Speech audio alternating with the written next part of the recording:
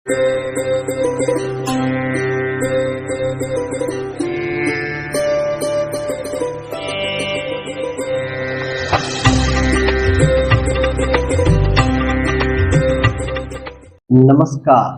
प्रिय दर्शकों, हाजिर हूँ मैं। देखिए, यदि आपके भी गृहस्थ लाइफ में, मैरिज लाइफ में आए दिन कलह, झगड़ा, मारपीट हो रहा हो, तब आप हर प्रकार के उपाय करके थक गए हों, तो आप एक बार अपनी कुंडली स्वयं से जांचिए। कहीं जाने की जरूरत नहीं है, स्वयं से जांचिए, अपनी भी और अपने पति की भी। अगर आपकी कुंडलियों में भी यह योग बने जो सूत्र में बतलाने वाला हो, वह सूत्र बने, तब समझिए कि कहीं न कहीं दिक्कत आपकी कुंडली से ही है। तब ऐसी अवस्था में चाहिए होता कि आपका गुण अधिक मिले। अब अधिक गुण का मतलब है 25 प्लस हो, 25 प्लस हो, तब ऐसी स्थिति में विवाह करना था। अब मान लो विवाह हो गया है, तब क्या करें? और लड़ाई झगड़े हो रहे, विवाह हो गया और जो सूत्र गुरु जी ने बतलाया वो सूत्र भी कुंडली में बन रहा हो, तब ऐसी स्थिति में चाहिए कि वह जातक भगवान भरोसे भगवान का पूजन पाठ करे, भजन करे, उसके सभी कष्ट का निवारण होगा। या जिस ग्रह से उसे परेशानी मिल रही हो, उस ग्रह का उपाय करे, तब अभी कुछ शांति बनी रहेगी। तो क्या है? देखिए, सबसे पहले पति पत्नी दोनों कुंडली में देखिए, इसके 7वें भाव में, जन्म पत्रिका में, लग्न पत्रिका में 7वें भाव में शनि विराजमान हो, तब ऐसी स्थिति में भी जातक को अपने विवाह के बाद दिक्कतों का सामना करना पड़ता है। आए दिन कलह, झगड़ा, मारपीट बना रहता है। और ऐसे देखिए, अगर इसी शनि के ऊपर किसी पाप ग्रह की दृष्टि पड़ जाए तो बहुत जल्द ही ऐसे रिश्ते टूट भी जाते हैं। ऐसे रिश्ते टूट भी जाते हैं, किंतु गुरु की दृष्टि पड़े तब किसी प्रकार ठेल ठाकर मजबूती से आगे लेकर चलते रहते हैं और अपना लाइफ पार कर लेते हैं, जीवन पार कर लेते हैं।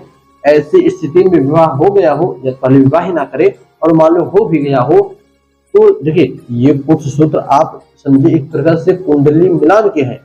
कुंडली मिलान जब करते हैं उस समय भी आप इन सूत्रों को देख सकते हो। प्रिय दर्शकों, मान लो विवाह हो गया हो, पहले नहीं ध्यान दिया, अब विवाह हो गया, तब क्या करें?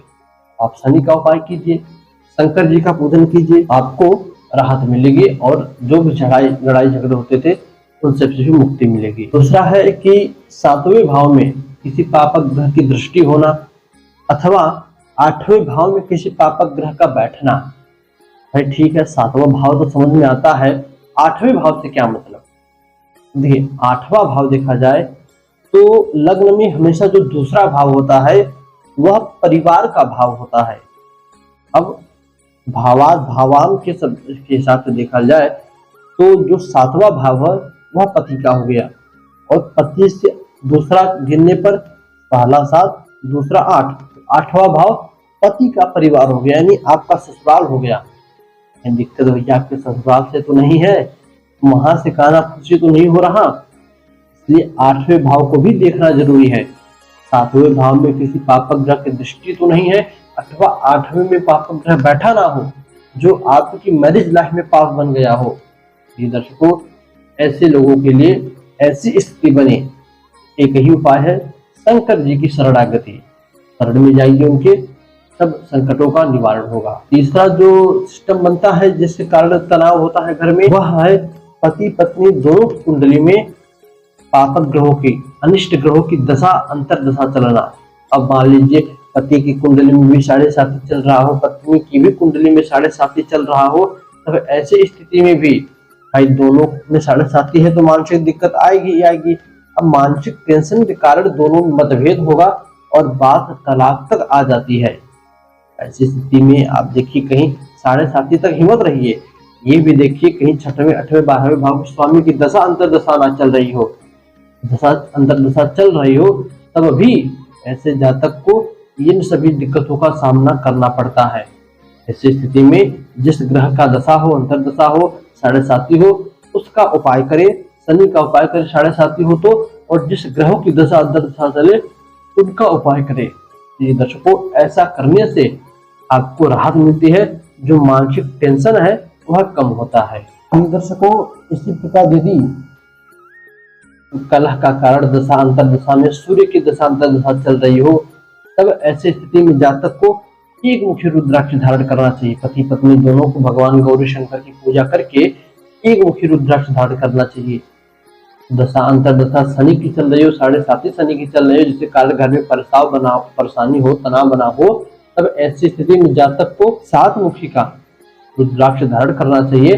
दोनों को, पति पत्नी दोनों को 7 मुखी का रुद्राक्ष धारण करना चाहिए। यदि केतु से राहु, पहले राहु की बात करें, राहु से दशा चल रही हो तो 8 मुखी और केतु के लिए 9 मुखी रुद्राक्ष धारण करना चाहिए।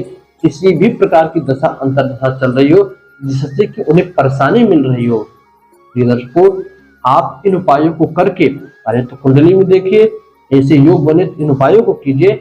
आप देखेंगे कि आपके धीरे धीरे जितने भी लड़ाई झगड़े होते थे सब शांत होते चले जाएंगे और पहला की ही तरह आपका परिवार पुनः एक बार प्रसन्न होने लगेगा।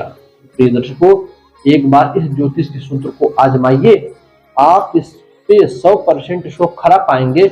यह अभी एक नया रिसर्च आप कह सकते हो चालू किया है हमने, तो आप देखिए कितनी सटीक यह बात आपकी कुंडली पर बैठ रही हो और कितना प्रभाव आपको रुद्राक्ष दे रहा हो, यह भी आप आजमाइए।